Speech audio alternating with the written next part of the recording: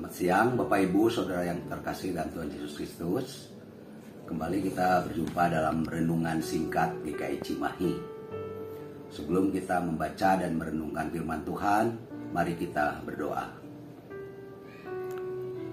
Tuhan Allah, Bapa dan surga, Allah yang baik, kami bersyukur atas segala kasih karunia Tuhan di dalam kehidupan kami. Kami juga bersyukur kalau Tuhan masih memberikan kesempatan pada saat ini untuk membaca serta merenungkan firman-Mu. Biarlah Roh Kudus yang menolong kami sehingga kami boleh mengerti akan maksud firman-Mu. Tuhan, kami mau menyerahkan pembacaan serta perenungan firman saat ini hanya ke dalam tangan-Mu. Di dalam nama Tuhan Yesus itu kami berdoa. Amin. Bacaan saat ini diambil dari Kejadian 27 ayat 1 sampai 40, yaitu perikop tentang Yakub diberkati Ishak sebagai anak sulung. Saya akan bacakan Kejadian 27 ayat 27 saja. Bapak Ibu bisa membaca sendiri Kejadian 27 ayat 1 sampai 40 di rumah. Kejadian 27 ayat 27. Lalu datanglah Yakub dekat-dekat dan diciumnyalah ayahnya. Ketika Ishak mencium bau pakaian Yakub, diberkatinyalah dia, katanya, "Sesungguhnya bau anakku adalah sebagai bau padang yang diberkati Tuhan." Renungan siang saat ini diberi judul memperoleh berkat. Bapak Ibu, di dalam perikop Yakub diberkati Ishak sebagai anak sulung, yaitu Kejadian 27 ayat 1 sampai 40, ada 4 tokoh.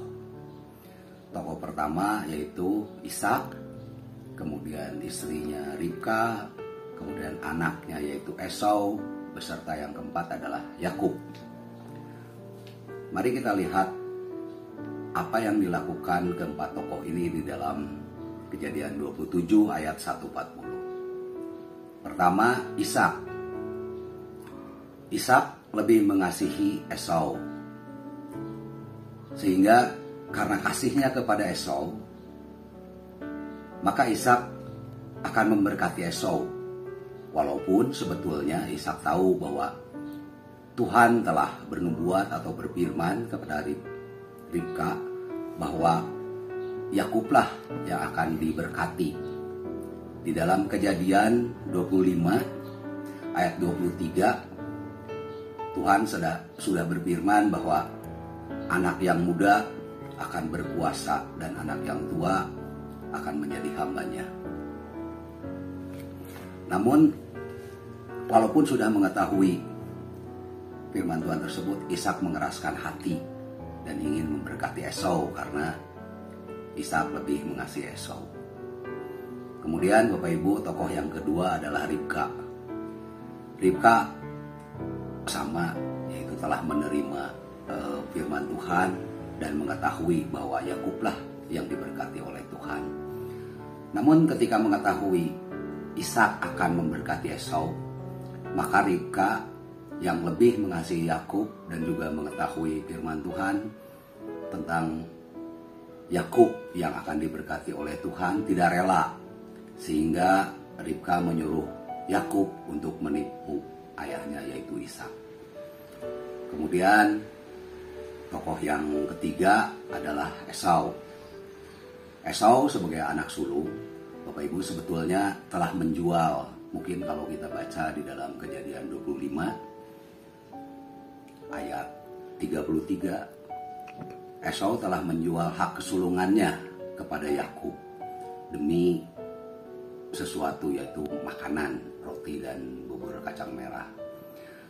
Esau menjualnya dengan sumpah hak kesulungan tersebut karena Esau memandang ringan hak kesulungan. Kemudian tokoh yang keempat adalah Yakub. Yakub sesuai janji Tuhan adalah orang yang sebetulnya akan diberkati oleh Tuhan menjadi bangsa yang besar. Namun ketika mengetahui bahwa ayahnya Ishak akan memberikan berkat anak sulung kepada Esau sesuai permintaan atau saran dari ibunya, maka Yakub melakukan penipuan terhadap Ishak untuk mendapatkan berkat anak sulung. Demikianlah 4 tokoh di dalam perikop ini dengan apa yang telah dilakukannya Bapak Ibu seperti itu. Di dalam kehidupan dunia yang berdosa ini, seringkali apa yang terjadi itu tidak sesuai dengan yang kita harapkan. Mungkin ada orang yang tidak melakukan kewajibannya sehingga kita tidak memperoleh hak kita. Bapak Ibu, ketika Tuhan memberikan sesuatu kepada kita, maka yakinlah bahwa kita akan mendapatkannya.